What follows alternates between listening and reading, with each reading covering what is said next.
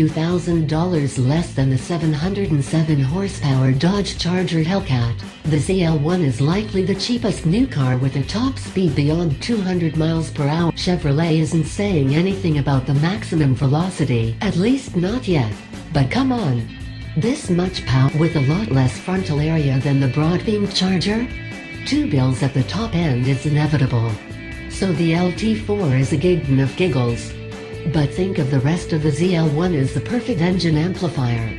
The chassis is almost neutral at speed, there's plenty of tire aboard to hang on through the hairiest corners, and the brakes could stop a runaway federal budget.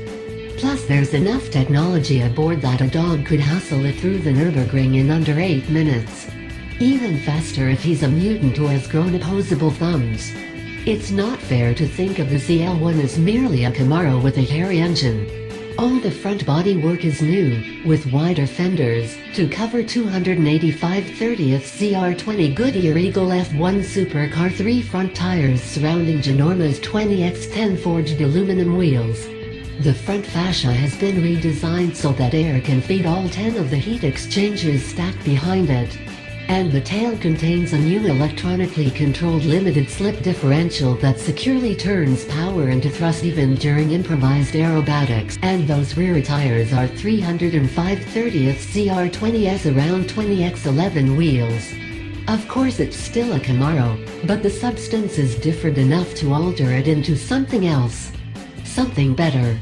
While the LT4 is the headliner, it's the new 10-speed 10R90 automatic transmission that is the ZL1 S greatest technical achievement. Developed in conjunction with Ford, a cousin transmission is found in Ford's 2017 Raptor off-road truck. The 10R90 sets a new standard for transmission intelligence. It's not just that the shifts are strong and reassuring, but that the algorithm making the shifting decisions is freakishly prescient.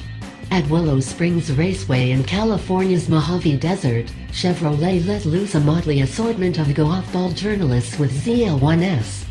First I drove a ZL1 fitted with the familiar Tremec Trail 6060-, a version of the same T56 6-speed manual that's been installed in American performance cars since the introduction of the Dodge Viper in 1992. Along the main stretch, the ZL1 would freight train to about 134 miles per hour before it was time to brake for the first corner.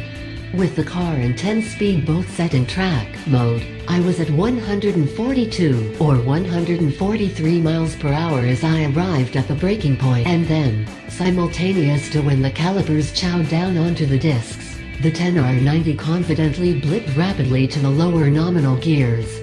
I'm not sure which gear it was in when the ZL1 hit the first corner's apex. A lot was going on and there are a lot of gears, but the exit speed out of the corner was startling. I know it was the genius transmission that set me up, but I felt like a stud driver anyhow. With 650 pound-feet of peak torque at 3,600 RPM and plenty of torque across the rev band, the LT4 could get along fine with an old 2-speed power glove. But the range of cogs in the 10-speed means that the logic circuits virtually always have the ZL1 primed for corner exit rocketry. It's not perfect. Climbing hills out of corners seems to fluster at a moment, but it's more